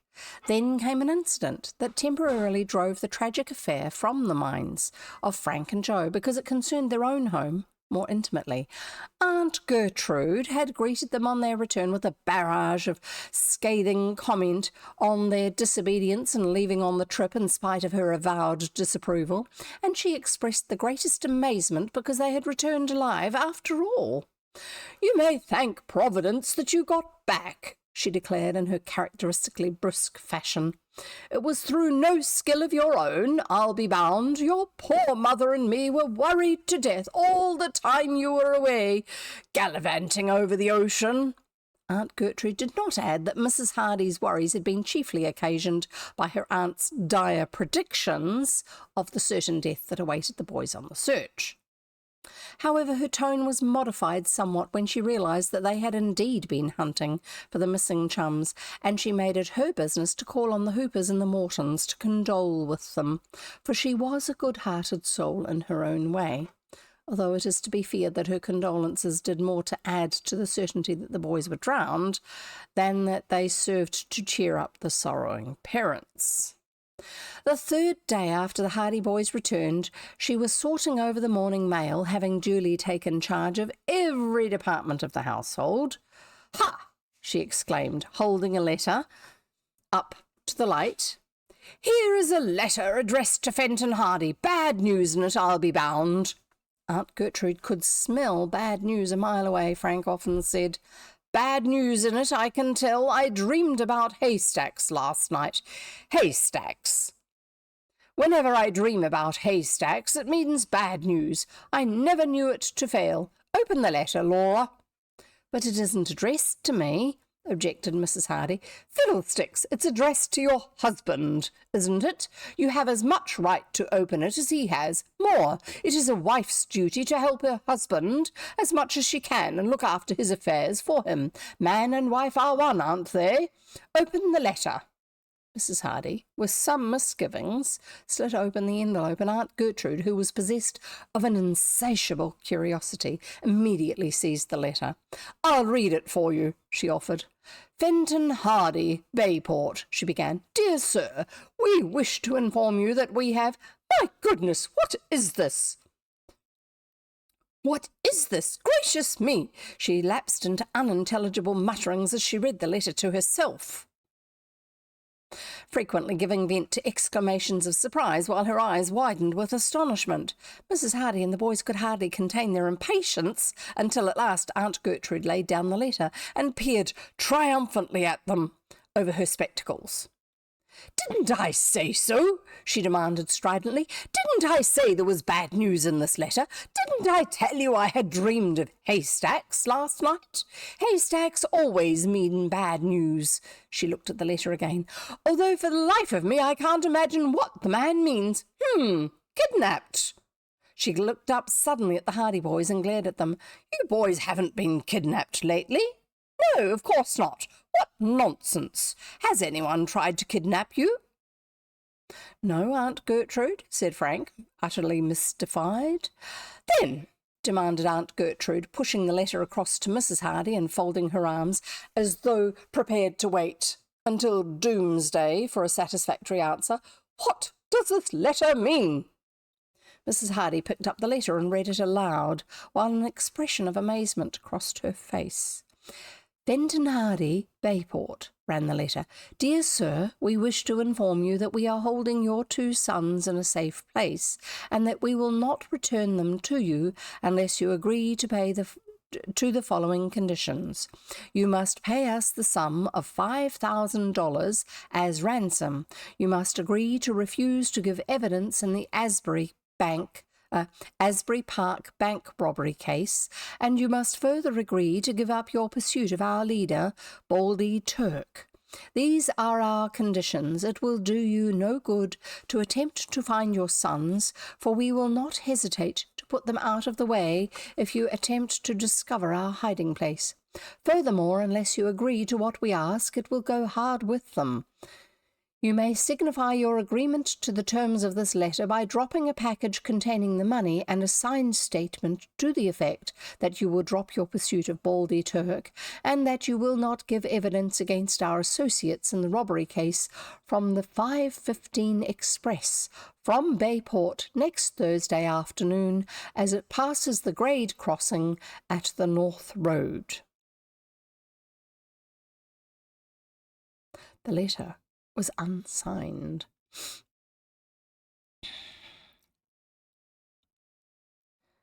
"What on earth does it mean?" asked Mrs. Hardy.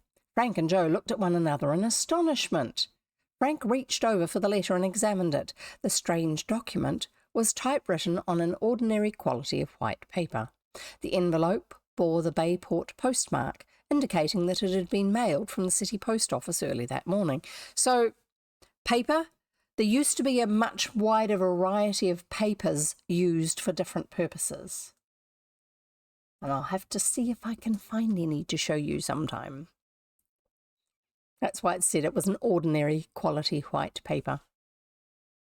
"Must be a practical joke of some kind," said Mrs. Hardy in perplexity.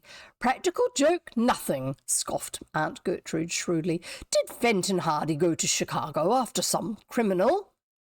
"He went to arrest Baldy Turk," replied Frank. "There!" Aunt Gertrude pounded the table. "There! That explains the whole thing. The companions of this Baldy person sent the letter in the hope that it would bring Fenton Hardy back from Chicago by the next train. The letter is addressed to Bayport, and he's not in Bayport." "Certainly, why not? They wouldn't know where to reach him in Chicago, so they sent the letter here and trusted that it would be forwarded to him. And if I hadn't been here," said Aunt Gertrude, "it very probably would have been forwarded to him. Am I right?" "I usually forward his personal mail," admitted Mrs. Hardy. "There! Didn't I know it? And look what would have happened. Fenton Hardy would have fallen right into the trap. He would have come back home thinking his precious sons were kidnapped, and that would have given this Turk person time to get away. It's a blessing I was here. I tell you, I hope this will be a lesson to you, Laura. Always open your husband's mail. Always.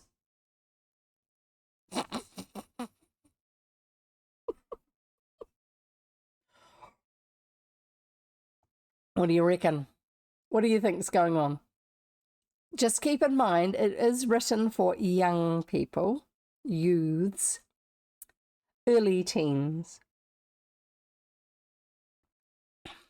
at the time, and so therefore it's like, oh, we can see what's going to happen. They don't know, the people in the book don't know, but we can see it.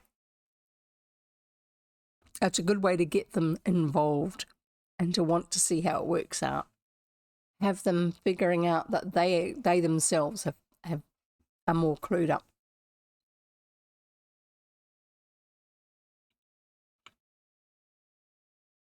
Right, chapter 9. Black Snake Island. I don't like the sound of that. In spite of Aunt Gertrude's ingenious explanation of the letter, the Hardy boys were not quite satisfied.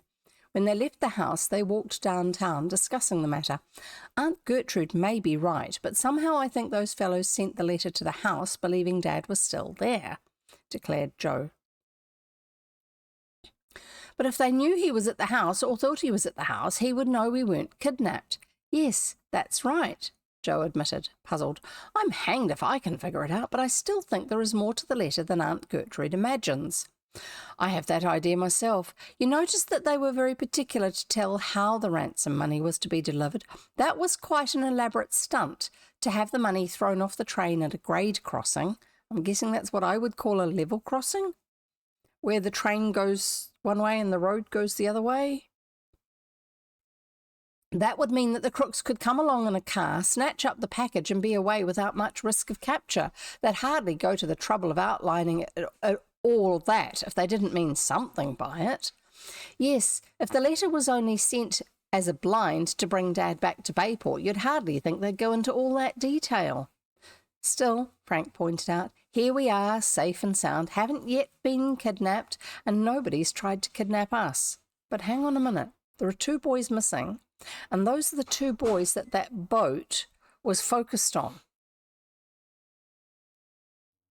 Remember when the boys were out testing out Biff or Chet's new boat? If that letter had been sent to Chet's people, for instance, or to the Hoopers, they would have had something to worry about. Suddenly he stopped and looked at Joe. Say, he exclaimed, there's an idea. What? Chet and Biff, declared Frank excitedly. Don't you see, this may have something to do with them. Chet and Biff are missing. Perhaps they have been kidnapped. The thing is, it was a brand new boat for Chet. And the kidnappers might have been given the instructions that the boys would be in a boat. Let me guess. Chet and Biff, one of them's got dark brown hair and the other one's got blonde hair? Because that's what Frank and Joe have got. 2 boys in a newish boat. Because the kidnappers wouldn't know that Chet was getting a new boat. But why would anyone kidnap them? Joe looked wonderingly at his brother. In mistake for us, don't you see it? Perhaps this gang mistook Chet and Biff for you and me and kidnapped them. Then they wrote the letter to Dad. Gee, I never thought of that, Joe exclaimed. I'll bet dollars to donuts you're right. Don't you remember the day we were out in the boat and the 3 men came so close to us? Remember how closely they looked at Chet and Biff? Perhaps those fellows had been tipped off that you and I were in the boat and wanted to get a look at us so they could identify us when they got a chance to kidnap us. And instead of looking at us, they picked on Chet and Biff. They knew we owned a boat, but they wouldn't know that Biff had one. Oh, sorry, Biff, not Chet. Therefore, they'd think that the chap at the wheel would be either you or me. It hangs together all right. And then remember when we saw those same 3 men hanging around the Morton farm? They must have trailed Chet home to see where he lived. And all the time they thought he was either you or me. I think we're getting at the truth of it, Joe. When Chet and Biff started on their trip, those fellows followed them or lay in wait for them someplace and captured them. Just then the Hardy boys met Phil Cohen and Tony Preto in front of the fruit stand of their friend Nick the Greek, each with a bottle of pop. Fizzy drink. "Hello," was Tony's greeting. "Have one?" he invited, indicating the pop. "Don't mind if we do, even if it is just after breakfast." Nick the Greek dexterously opened 2 bottles of pop and slapped them down on the counter. "Hot day, eh?" he said as the boys reached for straws. "You bet it's hot." After a satisfying gurgle of the ice-cold pop, the Hardy boys returned to their chums. "We have a clue," declared Frank. Chums. "About what?" "About Chet and Biff." "Yes?" Tony and Phil were immediately interested. "What's up?" Frank then told them of the incident of the letter and, often prompted by his brother, explained how they had connected it with the disappearance of their chums. "And so," he concluded, "we've figured that Chet and Biff may have been kidnapped in mistake for us." "There's something in that too," agreed Phil, "and here's something else that may help. I forgot about it when we were searching for the fellows the other day. Just a little while before they went on their trip, I was talking to Chet and Biff, and I remember that Biff said he had always wanted to visit Black Snake Island." "Black Snake Island?" declared Frank. "That's the place that's overrun with big black snakes, isn't it? Nobody ever goes there." "That's the place, and that's why it's called Black Snake Island. And you can't blame people for staying away from it with a name like that. But Biff had read about it and said he wanted to see what the place was like." "That's Biff all over," said Tony. "But did they decide to go?" "Chet didn't want to go. Black Snake Island's down the coast, and Chet wanted to go up the coast." "Sure, that's why we searched up the coast, because Chet said that's where they were going," Frank declared. "Well, Biff kept on saying he wanted to see Black Snake Island anyway, and while Chet wasn't very much struck with the idea, he might have gone there." Perhaps they went that way after all, especially if it was Biff's boat and he was steering. Perhaps they went that way after all. I wish we'd known that when we made our first search. They might have started for Black Snake Island and got captured along the way. Frank drained the last of his bottle of pop. "Say, I'd like to start another search for them and go down the coast in that direction. What do you say?" "I guess I can get away all right," said Tony. "How about you, Phil?" "It's okay with me." "We'll probably find it hard to get away," said Frank doubtfully. "We'll go home and ask Mother anyway. You see, we're supposed to stay around the house now that Dad's away, but Aunt Gertrude is there, and if we can make a getaway without her seeing us, I guess it'll be all right." "Look us up if you can make it." "You bet we will. Let's go home now, Joe, and see if we can go." The boys separated, and Frank and Joe returned home. They found their mother and Aunt Gertrude still discussing the letter. "It's absolute foolishness, Laura Hardy, that's all it is," Aunt Gertrude declared. "You'll just scare the man out of his wits and he'll be back here on the first train." "Well, I've sent the message, and at least I'll know where he is. I haven't had any word from Fenton since he left, and it's been making me nervous." "Fiddlesticks, the man is too busy to write." "It isn't like him not to drop a line every 2 or 3 days. He's usually very particular about it. He always sends me a note at least twice a week while he's away." "Well," sighed Aunt Gertrude, as though giving it up as a bad job, "I suppose you know your own affairs best, but I'm telling you I would not have sent that telegram. There!" And she picked up her knitting, the needles flashing furiously. "What's the matter?" asked Frank. "Little boys should be seen and not heard," grunted Aunt Gertrude, glaring at him over the tops of her spectacles. "Little boys should be seen and not heard." "I sent a telegram to your father telling him about the letter," their mother explained. "I think he should know about it, and besides, I've been worrying because he hasn't written." "Where did you address the telegram?" "He gave me 2 addresses where I could be sure to find him in Chicago," said Mrs. Hardy. "He gave me the name of the hotel he would be staying at, and he also said that the police headquarters would reach him. I sent the telegram to each place, so I'd be sure to get him." "Waste of money," sniffed Aunt Gertrude. At that moment the telephone rang. Mrs. Hardy answered it. The phone was in the hallway, and the boys could not hear their mother's words, but when she returned to the room a few minutes later, they saw that she was pale with apprehension. "The telegraph company tells me there is no Fenton Hardy registered at the hotel, and that police headquarters say he hasn't shown up there either," she announced gravely. The boys looked at each other in surprise. "That's strange," said Frank, "and he hasn't written. There's something mighty queer about that." Aunt Gertrude for once was at a loss for words. The knitting needles remained suspended in mid-air. She's halfway through knitting, and she's just stopped. She doesn't know what to say. Behind the spectacles, her eyes were wide, and her mouth remained open in astonishment. "This affair gets more puzzling every minute," remarked Frank at last. "Of course, Dad might have been delayed, or he might have picked up a clue that took him away from Chicago after all. But I think he would have written. Perhaps I'm just trying to find out who it is. Perhaps he didn't report at police headquarters in Chicago because he was afraid Baldy Turk's gang might find out he was in the city," Joe suggested. "There is something in that." "But why wouldn't he be at the hotel?" asked Mrs. Hardy. "Well, if somebody knows what his name is, they might use an alias so that you don't have the bad guys knowing that you're there when they check at the hotel." "He might be under an assumed name if Baldy Turk's gang are on the lookout for him. He wouldn't register under his real name. They would be checking up on all the hotels to find him if they thought he was in Chicago," said Frank eagerly. "Perhaps that's why your message didn't reach him."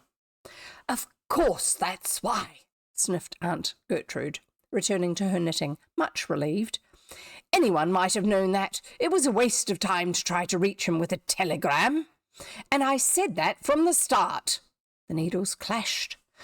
"Oh, I guess we needn't worry about Dad very much. He can look after himself," said Frank, with a warning glance at his brother. Nevertheless, he was deeply worried over the fact that the telegraph company had failed to locate his father. However, he was trying to make light of the matter so as to relieve his mother of worry. Joe saw his motive.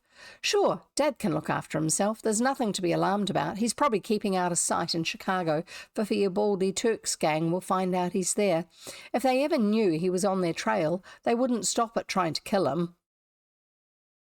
"Why tell your mother that?" "He said so himself. If he tried to communicate with us, it might give them just the clue they're waiting for." "I suppose you're right," said Mrs. Hardy, brightening up. "Well, we won't worry about it." "Of course we won't worry about it," declared Aunt Gertrude. "Worry is unhealthy. Worry has sent more people to their graves than anything else. Look at me. I never worry. That's why I'm so healthy. I'll live to be 100. "Yes, it would take quite a lot to kill you, Aunt Gertrude," agreed Frank, innocently. Goriki? Aunt Gertrude looked up at him suspiciously. "I don't know just what you mean by that, young man, but I'll warrant there's something behind it. What are you two rascals waiting around here for anyway? What do you want?" Frank said innocently, "Yes, it would take quite a lot to kill you, Aunt Gertrude." And I was thinking of your comment about Joe whispering to Frank. "I don't know just what you mean by that, young man, but I'll warrant there's something behind it. What are you two rascals waiting around here for anyway? What do you want?" "We were just wanting to talk to Mother." "Well, go ahead. What's stopping you? I won't listen, I'm sure. If it's none of my business, you needn't be afraid that I'll listen. Not at all. Not at all. Not at all. Go right ahead. Talk to your mother if you wish. Of course, if you want to leave your poor old aunt out of everything, I'm sure I don't mind. I'm not interested anyway." Whereupon Aunt Gertrude indignantly hitched her chair round toward the window and knitted vigorously. "Go ahead, I'm not listening. Talk away. I won't listen to a word of it," she shrilled. Mrs. Hardy smiled. "What is it, boys?" "I'm not listening," declared Aunt Gertrude. La la la la la la. We think we found a new clue about Chet and Biff, said Frank. We want to go on another search for them. What? Shrieked Aunt Gertrude, quite forgetting that she had not been listening. She wheeled about in her chair. Go on another search for those two boys. Of all the idiotic ideas! Laura Hardy, if you let these two children go gallivanting out into the ocean again, it will be against my advice. Where are you planning to look for them? Asked Mrs. Hardy. Black Snake Island. Aunt Gertrude gasped. In her astonishment, she dropped her knitting needles. Black Snake Island? Frank Hardy, have you gone completely off your head?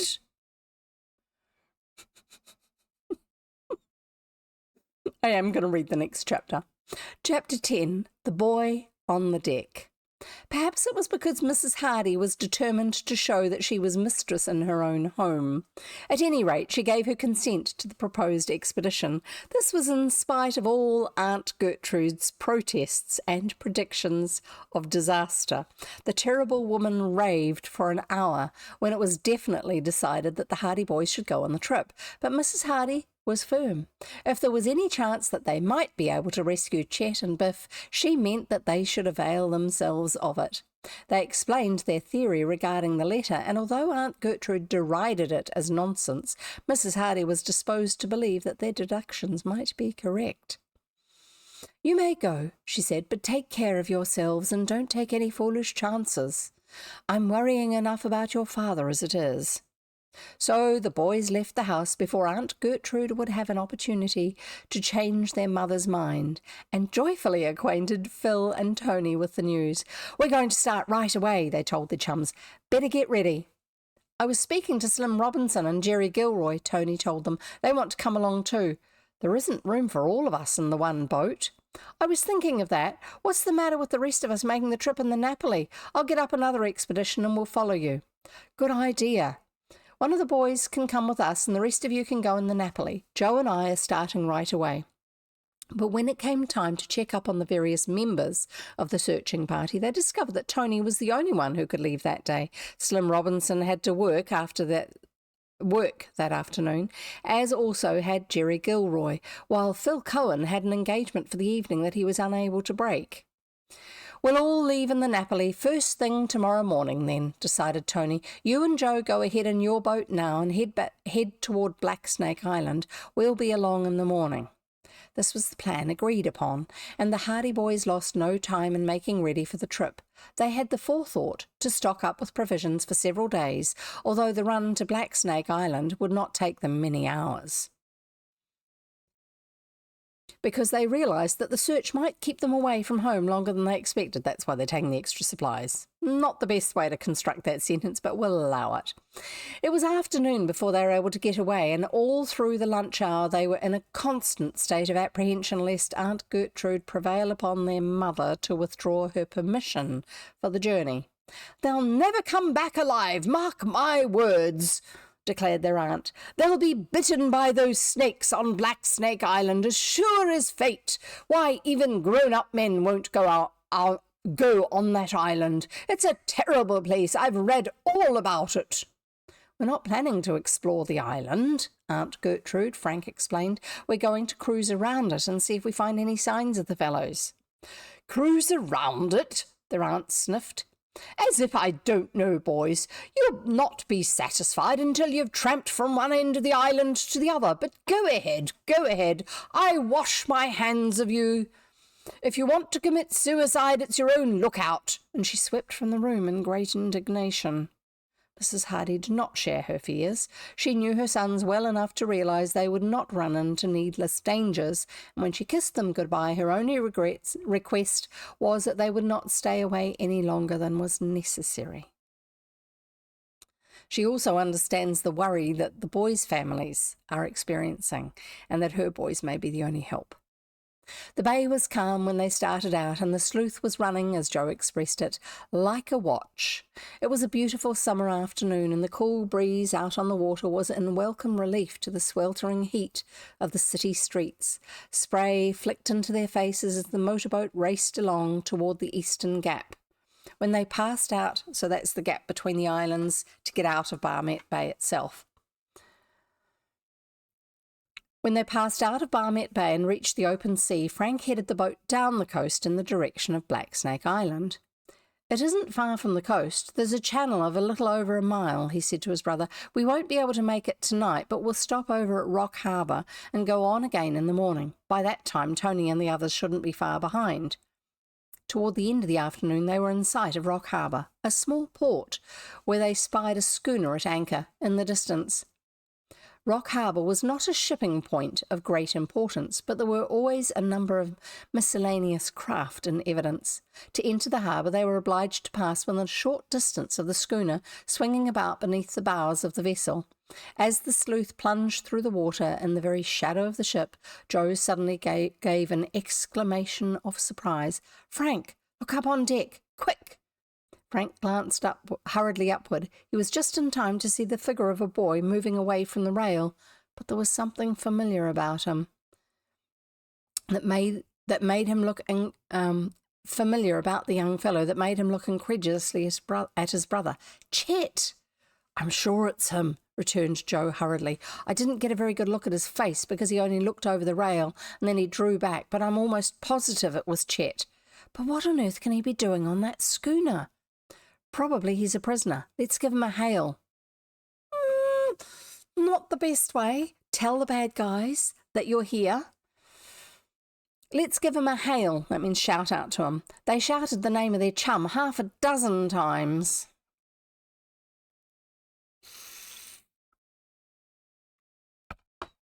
But their only response was from a villainous-looking sailor who glared over the side at them and bade them to get away from the ship. "No use causing trouble," said Frank in a low voice. "We'll go now, but we'll come back later." He steered the motorboat away from the vicinity of the schooner, but instead of going on into the harbour, he put out to sea again. It would have looked better if he'd looked like he was trying to do something in town first. Won't be long till it gets darker, then we'll go back. If Chet is on that ship, we'll get word to him somehow. "Well, if it isn't Chet Morton, it's his double," declared Joe. "Even if I didn't get a very good look at him, I know he was just about the same height and build, and the same general appearance. What puzzles me is why he didn't call out to us, and why did he draw back from the rail in such a hurry? He mustn't have had time to call out to us. Perhaps he managed to escape just for a minute or so, and they dragged him back before he could give a shout. There's something in that, and of course he mightn't have recognised us. He would recognise the boat, I'm sure. There's something odd about it. If we come back later on, we may be able to see him again.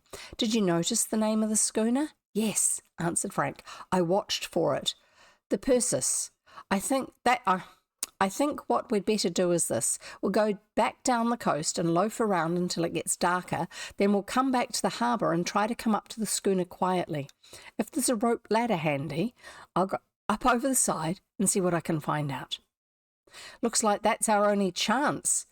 You'll have to go easy. If Chet and Biff are held prisoners on that ship, they'll be well guarded. You might be captured yourself. That's where you'll come in. If you hear sounds of a struggle, or if I don't come back, go right into the harbour and notify the police so they have the schooner searched." Joe nodded. "All right, I'll keep watch." Frank steered the motorboat back along the coast again, and for the next hour or more they cruised about, waiting for twilight. At length sunset came, and gradually the shadows fell. Lights began to twinkle in the town. Lights glowed from the mysterious schooner, now but a rakish shadow, at the entrance to the harbour. When the lads judged that it was sufficiently dark to cover their approach, they returned, then crept quietly up on the ship. They drew up close to the schooner's stern without being noticed, and to Frank's relief he saw that a rope was dangling over the side. From the boat he reached out and seized it. The rope held fast. It supported his weight. There were vague sounds from the deck above, the shuffling of feet, a burst of laughter from forward. Most of the men, he judged, would be in port, but it behooved him to move with caution. "All set," he whispered to Joe. "Right." Frank swung himself away from the motorboat and began to climb slowly in the dark. Water lapped against the schooner's hull. The night was very quiet. Complete darkness had fallen by now. In a few moments, Joe could only distinguish his brother as an obscure shadow as he climbed slowly upward. Anxiously, Joe Hardy watched. He saw his brother climb higher and higher until at last his head and shoulders were silhouetted above the side of the ship. Then Frank scrambled quietly over onto the deck. He had removed his shoes so as to proceed with a minimum of sound, so that once he had disappeared over the side, Joe could hear nothing. He crouched in the boat, waiting. Finally, he heard a low whistle from the deck above. He looked up. He could see Frank leaning over the side. His brother's face was only a grey blur. He motioned with his arm, indicating Joe was to follow him. The motorboat had been tied fast, so although Joe was somewhat puzzled, he was nothing loath to share the adventure. Seizing the rope, he swung himself free of the motorboat, then began to climb nimbly toward the deck. The rope cut into his hands, and the climb taxed his strength, but in a few minutes he was near the top. Frank had moved back from the side into the darkness again. He scrambled over the side and dropped lightly onto the deck. Frank was crouched in the shadows, waiting for him, and at that moment a heavy hand fell on his shoulder, and a gruff voice said in his ear, "All right, young fella, now we've got you both." And that's the end of the chapter and today's reading, because it's 1 minute before 5 o'clock. See? Just so you have a hint, the next chapter is called The Island. So what's going to happen next? They've all been kidnapped. So I wonder if Chet and Biff managed to convince them that they actually weren't the right boys, and the bad guys have been waiting until the Hardy boys actually come after looking for them so that they can kidnap them. Don't know. Interesting. What happens next? You'll have to come along next time and find out, won't you? Now, just so you know, I am not reading in 3 days' time because I have a donkey AGM to go to. Okay? I am not reading in 3 days' time. I am reading in 5 days' time. So what would normally be my Monday, I will not be here. But what will normally be my Wednesday, which is Tuesday for most of you because you are a day behind me, you know, timelines and stuff like that, I will be reading on that one. So that's the one where you're going to find out what happens next. So do make sure that you're here. Make sure you've got something to read. No, I've got to have something to read. Make sure you've got something to write on and something to write with, so you can write down all of your queries about different things along the way. And I'll see you next time. Don't forget, look after yourselves. Happy reading. Bye.